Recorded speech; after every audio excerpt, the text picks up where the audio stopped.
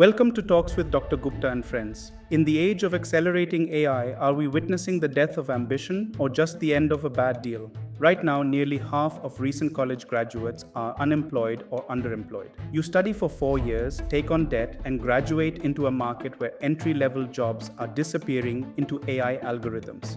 The old promise to work hard, land a corporate job, climb the ladder is completely broken. 3 in 4 Gen Zers now say they want to be entrepreneurs not to build massive corporate empires, but to own their time and avoid burnout. Work is no longer an identity, it is just a transaction.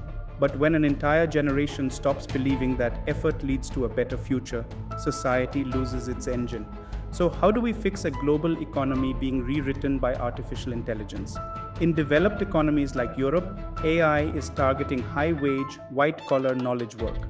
If automated systems take over these roles, the income tax base that funds public services collapses. Here is how we adapt while creating new human centric employment. First, tax the machine, not the worker. Shift the tax burden by implementing an AI productivity dividend on corporate software profits, using it to fund universal basic income or sovereign wealth dividends. If automated systems generate the wealth, society must share the payout. Second, mandate a 32-hour work week. AI vastly increases output per hour. Instead of letting companies lay off 20% of their staff, mandate a 4-day work week with no pay cuts.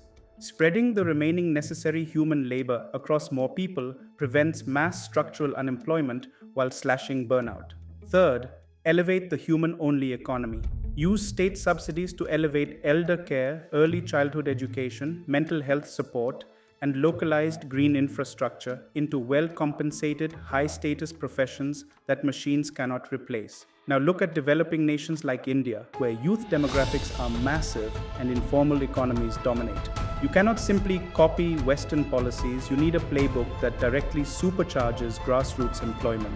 First, bypass corrupt gatekeepers using direct digital public infrastructure. By linking biometric IDs, direct bank transfers, and open digital networks, AI-funded social safety nets and micro-pensions go straight into citizens' pockets.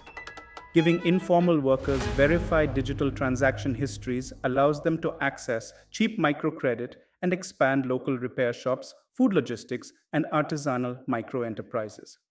At the same time, this creates a massive network of village level digital agents to assist rural populations with onboarding.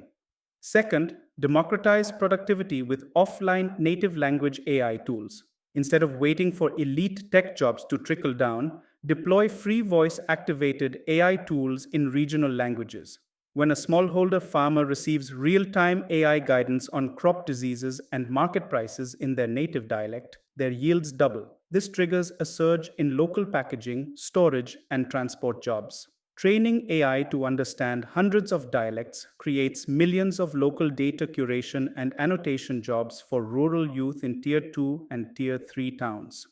Third, stop digital colonialism through sovereign data trusts.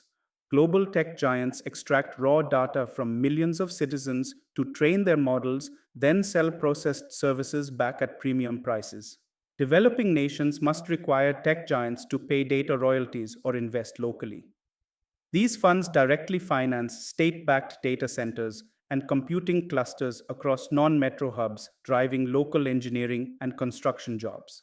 Rather than trying to turn 1.4 billion people into corporate software engineers, this playbook supercharges the informal economy, lifting the baseline income of farmers, shopkeepers, gig workers, and rural youth directly in the communities where they live. AI does not have to mean mass poverty, it only means poverty if we run 2026 technology on a 1920s economic model. If we do not restore agency and tangible opportunity to workers, we will not just see a quiet quitting wave, we will see structural collapse. What is your take? Are you seeing this shift away from corporate ambition in your own career? I assert you intuit what is next. Stay safe and happy new thinking.